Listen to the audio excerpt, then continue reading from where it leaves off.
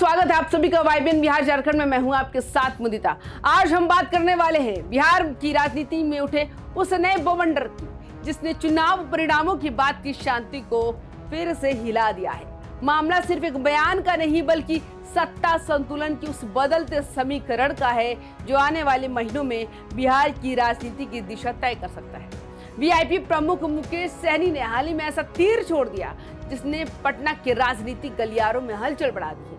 उन्होंने सम्राट चौधरी को गृह मंत्रालय मिलने पर प्रतिक्रिया देते हुए कहा कि अभी ये तो बस शुरुआत है, आगे चलकर बीजेपी मुख्यमंत्री का पद भी नीतीश कुमार से छीन लेगी। ये बयान साधारण नहीं है, ये एक संकेत है और एक संदेश है और कहीं ना कहीं एक चेतावनी भी। आज हम इस पूरे मुद्दे का विस्तार से विश्लेषण करेंगे। क्या इस बयान के पीछे कोई छुपा संदेश है? क्या बीजेपी सचमुच बिहार में नेतृत्व का बदलता चेहरा तैयार कर रही है?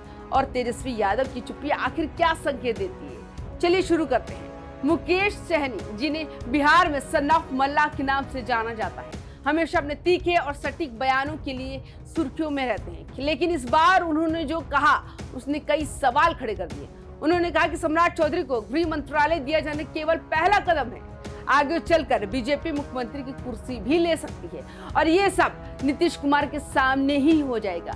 ये बयान सिर्फ राजनीतिक अंदाजा नहीं लगता बल्कि एक ऐसी रणनीतिक जानकारी जैसा महसूस होता है जो शायद उन्हें सत्ता के किसी गलियारे से मिली हो। बिहार राजनीति का इतिहास गवाह है कि नीतीश कुमार का राजनीतिक सफर गठबंधन और समीकरण के उतार चढ़ाव से भरा हुआ है। कई बार वे पल भर में समीकरण बदल चुके हैं, लेकिन इस बार हालात कुछ अलग है। बीजेपी पहले से ज्यादा मजबूत है, जीत प्रचंड है और नेतृत्व को लेकर पार्टी का रुख पहले से ज्यादा स्पष्ट दिखाई देता है। सम्राट चौधरी को गृह मंत्रालय दिया जाना खुद एक बड़ी बात है। बिहार का गृह मंत्रालय सिर्फ एक विभाग नहीं बल्कि प्रशासनिक शक्ति का केंद्र माना जाता है। यह हर राज्य सरकार का धुरी होता है। ऐसे में सहनी का संकेत काफी कुछ कह जाता है।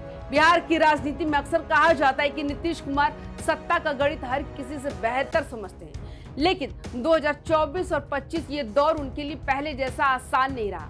चुनाव परिणामों में बीजेपी की मजबूत स्थिति, एनडीए की स्पष्ट बढ़त और जेडीयू की सफलता एक स्पष्ट कहानी कहती है। बीते कुछ महीनों से राजनीतिक गलियारों में ये चर्चा चल रही है कि बीजेपी बिहार में अपना नेतृत्व खुद खड़ा करना चाहती है। ऐसे में नीतीश कुमार की भूमिका सीमित हो सकती है। मुकेश सहनी का बयान उसी चर्चा पर मुहर जैसा लगता है। दरअसल सब कुछ शुरू हुआ चुनाव के नतीजे आने के बाद से। बीजेपी ने इस चुनाव में केवल सरकार बनाने पर फोकस नहीं किया बल्कि भविष्य के मुख्यमंत्री की जमीन पर तैयार की है। सम्राट चौधरी, जो अभी गृह मंत्री है, कई महीनों से बीजेपी की अगुवाई का चेहरा बनने की कोशिश में दिखाई भी देते रहते हैं। सहनी का बयान एक तरह से राजनीतिक पूर्वानुमान भी है।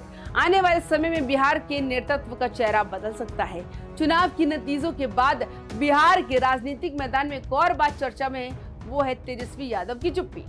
महागठबंधन की करारी हार के बाद से तेजस्वी मीडिया से दूर है। आरजेडी को जहां पिछले चुनाव में 75 सीटें मिली थी, वहीं इस बार परिणाम बेहद खराब रहे। 143 सीटों पर चुनाव लड़ने के बावजूद पार्टी सिर्फ 25 सीटों पर सिमट गई।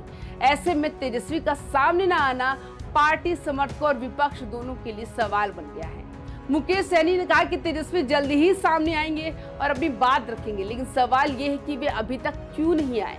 कुछ विश्लेषक कहते हैं कि इसे रणनीति बता रहे हैं, कुछ इसे आंतरिक असंतोष से जोड़ रहे हैं और कुछ राजनीतिक विशेषज्ञ इसे हार के सदमे से उभरने की तैयारी मानते हैं। तेजस्वी को ये तय करना होगा कि क्या वे अब नई राजनीति की दिशा में खुद को ढालेंगे या महागठबंधन की पुरानी शैली को ही आगे बढ़ाएंगे। अब तक का सबसे बड़ा सवाल यह है कि बिहार के राजनीतिक परिदृश्य में आगे क्या होगा। मुकेश सहनी के बयान ने जिस बहस को जन्म दिया वो आने वाले महीनों में और तेज होगी। राजनीति में परिवर्तन कोई नई बात नहीं है, लेकिन बिहार में सत्ता का संतुलन जितनी बार बदला है वो देश में कहीं ना कहीं देखा गया है। नीतीश के लिए चुनौती है कि क्या वे बीजेपी के बड़े कुनबे में अपनी पुरानी स्थिति बनाए रख पाएंगे। बीजेपी के लिए चुनौती है कि क्या वे नीतीश को नाराज किए बिना अपने नेतृत्व को आगे बढ़ा पाएंगे। और आरजेडी के लिए असली चुनौती ये है कि वे खुद को नई नजरों से परिभाषित कर सके। बिहार में आने वाले एक साल राजनीति का सबसे दिलचस्प समय होने वाला है। सत्ता, समीकरण और रणनीति तीनों बदल सकते हैं। मुकेश सहनी के बयान को केवल बयान कह देना ठीक नहीं होगा। ये बिहार की राजनीति में बदलते पंखों का एहसास है। ये एक उस भविष्य का संकेत है जिसमें सत्ता का केंद्र किसी और दिशा में जा सकता है और ये भी संभव है कि नीतीश कुमार के लिए अगला साल राजनीतिक रूप से सबसे बड़ा मोड़ साबित हो। तेजस्वी की चुप्पी, बीजेपी की बढ़त और जेडीयू की भूमिका, तीनों मिलकर बिहार की राजनीति को एक नए अध्याय की ओर ले जा रहे हैं। दर्शकों, बिहार की राजनीति कभी शांत नहीं रहती और ये दौर भी उसी उथल पुथल की अगली कड़ी है। हम इस कहानी पर नजर बनाए रखेंगे और आपको अपडेट सबसे पहले पहुंचाएंगे। तो अगर आपको ये विश्लेषण पसंद आया हो तो वीडियो को लाइक, शेयर और चैनल को सब्सक्राइब जरूर करें। नमस्कार।